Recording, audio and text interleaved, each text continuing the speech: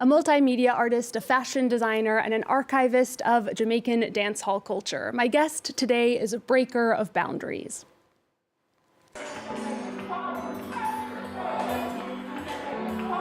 Akeem Smith grew up between Kingston, Jamaica, and Brooklyn, New York. This past year, he spent several months in Paris as part of a residency with the Gallery Lafayette Foundation, culminating in his current show at Lafayette Anticipations.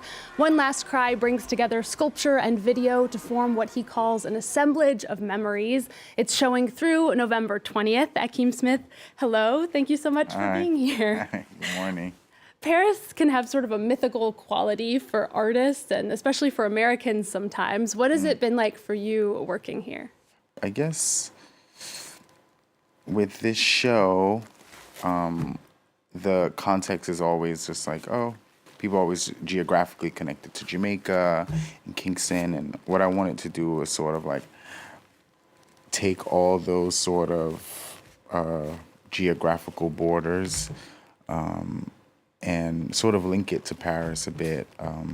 With One Last Cry, a lot of the sculptures were based on the riots that happened in 1968 in Paris, where they sort of created all these sculptural borders, so to speak, and barricades, and a lot of the shapes of the sculptures were inspired by that. I want to talk to you about your journey as an artist, because it sort of began with you being an archivist. Over a decade ago, you began collecting photos and videos, documenting Kingston's dancehall culture. I wonder, just for those of us who are maybe not so familiar with it, if you could sort of give us a brief overview of what dancehall culture is. Yeah, well, one, to becoming an artist, you sort of have to, for me, it was a bit embarrassing, just like, am I an artist? What is an actual artist? I couldn't quite figure it out, because I think you have this notion that you have to be a real doer or a painter, or like your practice has to be really like super hands-on, and mine was more like theoretic, like how can I sort of dog whistle this information without really like beating people over the heads. So that I needed to sort of figure out my practice. But to the archiving situation, I started being my family's archivist. My aunt, she had like a fashion label in Jamaica, and my grandmother, she owned a club, and there was a lot of documentation of that. And a lot of my family members, we weren't all on the same page, and I'm the person that's sort of on the same page with everyone. So I decided, it was like, oh, I should just like archive our footage and our photos and that sort of thing. And within that, I was just like, I knew other people that were a part of the dancehall scene at the time, and I was like, I know they used to dress up and they used to go to parties. I knew they had some documentation, so I just went to people personally and asked them, hey, I have this project in the far future. Maybe I'm like building an institution for these photos, videos. I don't know what I don't know what I was going to do. Okay, so a community historian really who's then sort of, it's turned into an artistic practice. Yeah, and I think you can safely say that you're an artist. Now I can, because you were the first ever artist selected for this residency at Lafayette Anticipations. Here's what the foundation's director and curator, Rebecca Lamarche-Vedel, had to say about your work.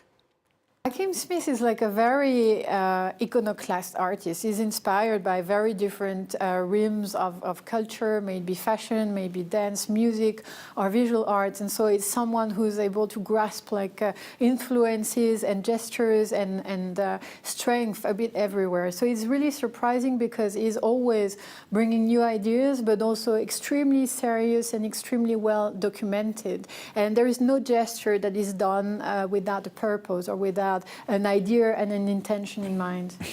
So she says there's no gesture without an intention. Yes. Can you tell me about some of the intention of the piece you started talking about that you worked on during this residency? It's a series of sculptures called books. I guess in art, I'm really obsessed with how do I find the sort of cultural denominators that we all have as human beings and sort of highlighting that. Death is one of them. These sculptures, to me, they kind of reminded me of altars. Is there sort of an altar? Yeah, they're definitely. element? There's definitely an altar element. There's definitely this sort of like reverence to the moments that are being sort of hinted at, because I'm still not really showing everything. It's all sort of layered in protecting, like with the video that's sort of covered by steel wrought iron that's like from gates, and those gates usually are a sort of sign of protection of like a home, and it's a sign of like upward mobility, like we're doing great, let's do this like really elaborate iron around our house. With the urns per se, with the books and the urns, I'm sort of trying to mummify the intangible aspects of a person. That makes sense. Yeah, and the exhibition also includes this video installation, Dovecote, that you made in 2020. And as you said, it's sort of surrounded by these gates. And Dovecote is named after a burial ground. You've said that it was actually, you mentioned death before, and you said that this work was inspired by a near-death experience. Yes. Yes, it was a near-death experience that I don't really wish to go into. The near-death experience made me think about what would happen to this material if something happened to me. Who would have it? What would become of it? And with a lot of Black history, a lot of it isn't first-person narrative.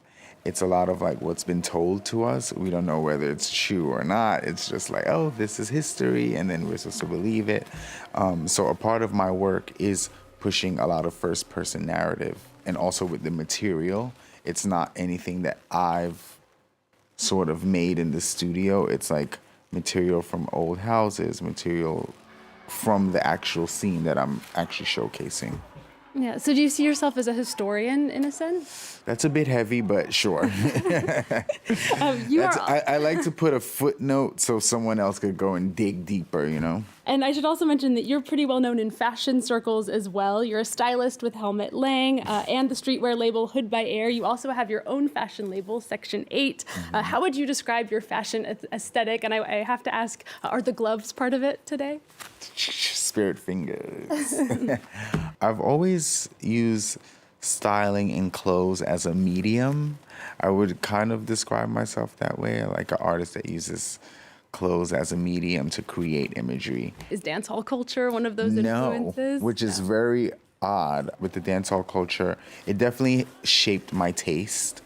I haven't brought that sort of imagery into fashion, but with dancehall, it's definitely shaped my taste. I was always seeing people go to the highest form of self-expression, and I think with styling or the highest form of a mirage, like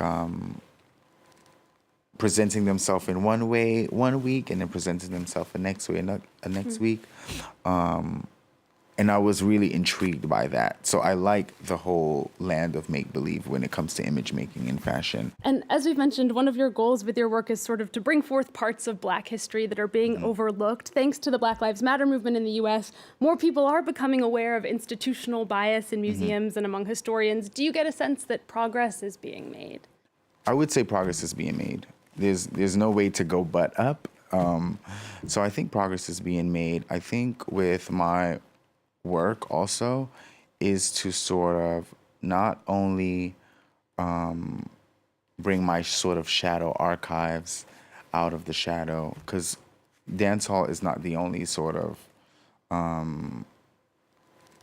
archive that I have. I have different.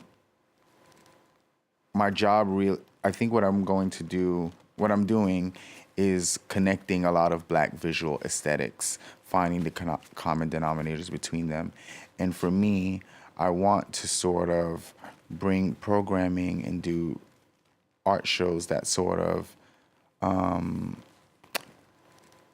brings more people that are maybe a bit apprehension about usually going to a museum, not getting the sort of non-gallery goers, getting their butts in the seats and getting them to go see shows. And sometimes maybe seeing an unfamiliar face or an unfamiliar thing, or something that is a bit more familiar to you gets you there, and then you could sort of get all the sort of notions of a real art show. Totally, making everyone feel welcome in the space. Very important work. Akeem Smith, thank you so much again for joining us here on France 24. A reminder that Akeem Smith's show, One Last Cry, is showing through November 20th at the Foundation Lafayette Anticipations here in Paris. We'll end with a look at an exhibition that's taking place at the Palais de Tokyo. It's a group show presenting different visions of love, friendship, desire, and sexuality. Thanks to all of you for watching. Woo-hoo. There's more news coming up on France 24 after this.